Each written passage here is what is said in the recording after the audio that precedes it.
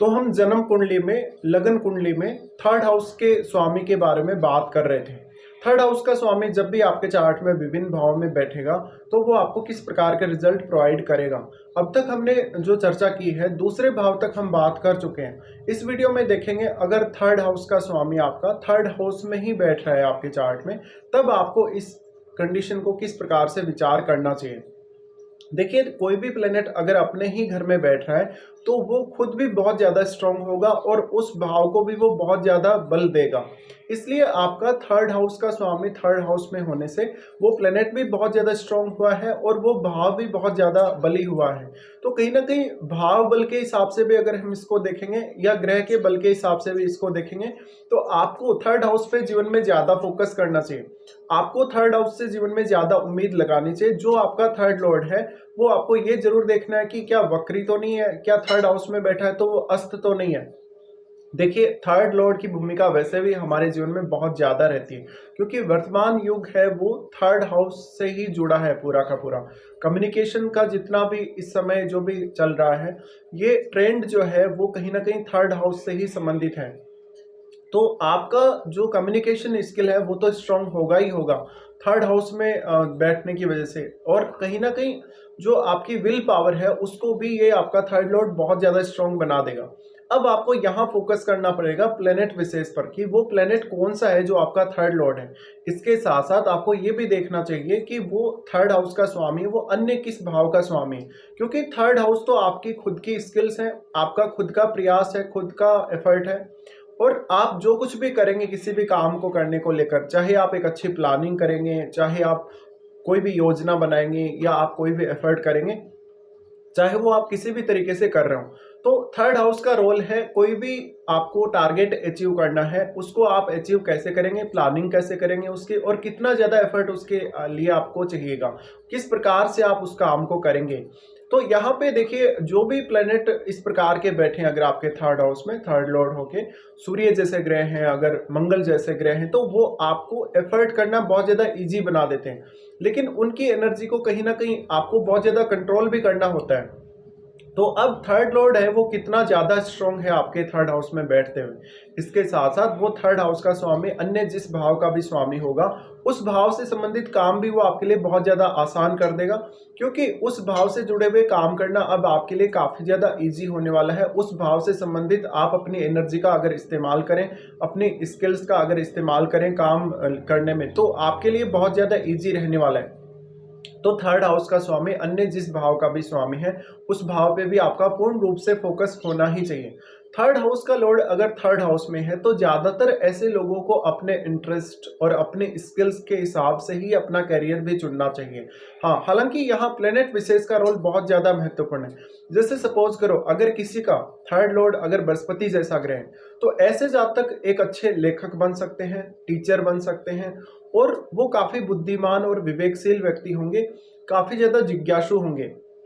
तो वो कोई भी ऐसा फील्ड चुन सकते हैं जहां पर आपको बृहस्पति से रिलेटेड कामों में कम्युनिकेशन की आवश्यकता पड़े। तो यहाँ पे बुध जैसा ग्रह भी अगर बैठेगा अपने ही भाव में तो आपकी कम्युनिकेशन को बहुत ज्यादा डेवलप करेगा।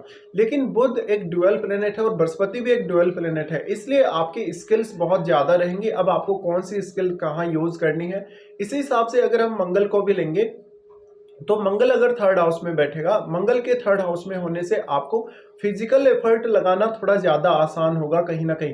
तो कोई प्लेनेट ऐसा है जो आपको मेंटली बहुत ज्यादा स्ट्रांग बनाता है थर्ड हाउस में बैठने से, कोई प्लेनेट ऐसा है जो आपको फिजिकली बहुत इजीली एफर्ट करने के लिए प्रेरित करता है। तो यही आपको यहाँ समझना है। इसके साथ साथ वो भाव जो आपका दूसरा भाव है, थर्ड लॉर्ड जो भी है उसका दूसरा कौन सा भाव है, वो कौन से भाव का स्वामी है, उसके साथ उसका दृष्टि संबंध है या नहीं है, या किस प्रकार का संबंध है, कोई भी प्रकार का संबंध बन रहा है या नहीं बन रहा है, ये आपको जरूर देखना चाहिए। तो थर्ड लॉर्ड जो है वो अब अगर अस्त हो जाए तो अस्त होने के केस में भी फिर आपको देखना पड़ेगा कि आपके चार्ट में फिर सूर्य किस भाव के स्वामी होकर उसको अस्त कर रहे हैं, और उसके साथ साथ क्या वो वक्री है। अगर वक्री हो गया है प्लेनेट तो किसी किसी केस में तो आपको रिजल्ट में कमी देखने को मिलेगी, किसी किसी केस में आपके लिए ज्यादा इजी रहेगा। जैसे मान लो अगर किसी का थर्ड लॉर्ड शनि जैसा ग्रह है और अगर शनि वक्री हो जाए थर्ड हाउस में तो जातक के लिए ज्यादा अच्छा होगा वो, क्योंकि शनि आपको एफर्ट्स में कमी ला देगा, आपको कम एफर्ट करने पड़ेंगे। जितना ज़्यादा थर्ड हाउस में शनि स्ट्रांग होगा, उतना ज़्यादा वो आपके एफर्ट्स को बढ़ाएगा। इसी प्रकार से अगर बुध या बृहस्पति जैसा ग्रह है या मान लो सूर्य जैसा ग्रह है, तो आपके एफर्ट्स को ईजी करेंगे।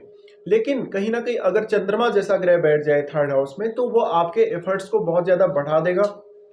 और फिर आपको ये भी देखना पड़ेगा कि आपका जो कंसंट्रेशन है वो कैसा है और आप अपने माइंड को किस तरीके से कंट्रोल कर पा रहे हैं। तो जो भी ग्रह बैठेगा वो कहीं ना कहीं अपना कारकत्व अपने ही भाव में डिपॉजिट करेगा।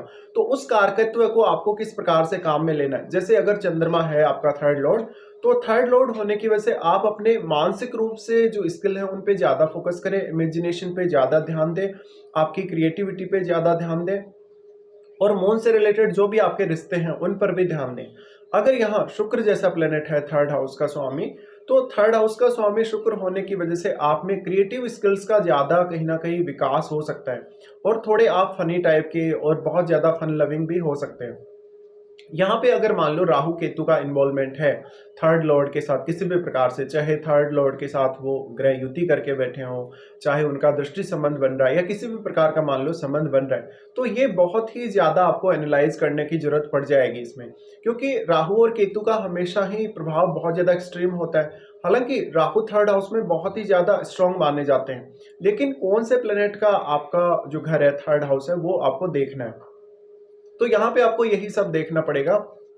फिर आपके नवम भाव में कोई भी ग्रह स्थित है या नहीं है, ये आपको चेक कर लेना चाहिए। क्योंकि नवम भाव में जो भी ग्रह होगा वो डायरेक्टली यहाँ प्रभाव जरूर डालेगा आपके थर्ड हाउस पे। तो जो नाइन्थ का लॉर्ड है वो थर्ड लॉर्ड के लिए शत्रु होगा हालांकि। तो थर्ड हाउस का जो स्वामी है अगर नाइन्थ हाउस पे दृष्टि डाल रहा है, तो वैसे वो अपने शत्रु के घर पे ही दृष्टि डाल रहा है। लेकिन यहाँ पर जो नाइन्थ हाउस में जो प्लेनेट बैठा है आपका, वो किस प्रकार का संबंध रखता है आपके थर्ड लॉर्ड के साथ, ये जरूर देखना है। अगर मान लो कहीं ना कहीं आपका जो नाइन्थ हाउस में जो भी स्वामी बैठा है, किसी भी भाव का भले ही वो ग्रह स्वामी हो, नाइन्थ हाउस में कोई भी अन्य ग्रह बैठा है, तो उसको आपको देखना है और उसका थर्ड लॉर्ड के साथ कैसा संबंध है वास्तव में। अगर फ्रेंडली संबंध है तो नाइन्थ हाउस से रिलेटेड कार्य करना भी आपके लिए उतना ही ज्यादा आसान होगा। अब देखिए थर्ड हाउस का अगर लॉर्ड थर्ड हाउस में है, तो ऐसे जातक ज्यादातर बिजनेस में सक्सेसफुल होंगे। वो अपना खुद का भी कोई अगर काम करे, अपने खुद की स्किल्स के बल पे अगर काम करे, ज्यादातर ऐसे लोग इसलिए ज्यादा सक्सेसफुल होते हैं क्योंकि ये अपने रुचि के हिसाब से या इंटरेस्ट के हिसाब से काम करते हैं। और जब ये काम करते हैं तो ये नहीं देखते कि इन्होंने कितना हार्डवर्क किया, क्योंकि इनकी रुचि भी अगर किसी भी काम में रहेगी तो रुचि के हिसाब से आप काम ज्यादा कर पाएंगे, काम करना आपके लिए ज्यादा इजी रहेगा, काम को हैंडल करना बहुत इजी रहेगा। तो कहीं ना कहीं आप जब भी काम कर रहे हैं, कोई भी प्रकार का अगर हार्डवर्क कर रहे हैं, तो वो वास्तव में आपके लिए कठिन नहीं होगा। इसलिए आपको अपने काम में, अपने स्किल में नई हाइट्स को अचीव करना भी आसान रहेगा। तो अब आपके लिए कोई भी लाइफ में टारगेट अचीव करना भी काफी ज्यादा आसान हो जाता है इस प्लेसमेंट की वजह से।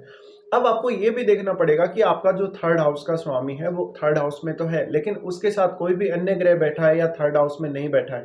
जो भी ग्रह उसके साथ बैठा हुआ होगा, क्या उसका फ्रेंड है, क्या किस प्रकार का प्रभाव वास्तव में वो डाल रहा है आपके थर्ड लॉर्ड पे। तो थर्ड हाउस का जो स्वामी है, अब थर्ड हाउस में तो बैठ रहा है लेकिन वो अन्य भाव पर भी दृष्टि डालेगा। जैसे अगर बृहस्पति जैसा ग्रह है थर्ड हाउस का स्वामी, तो वो आपके सातवें भाव, नवम भाव और आपके 11वें भाव पर दृष्टि डालेगा। हालांकि आपको उन दृष्टियों पर विचार अवश्य ही करना चाहिए। तो इस हिसाब से आपको देखना है थर्ड हाउस के स्वामी के थर्ड हाउस में बैठने की वजह से।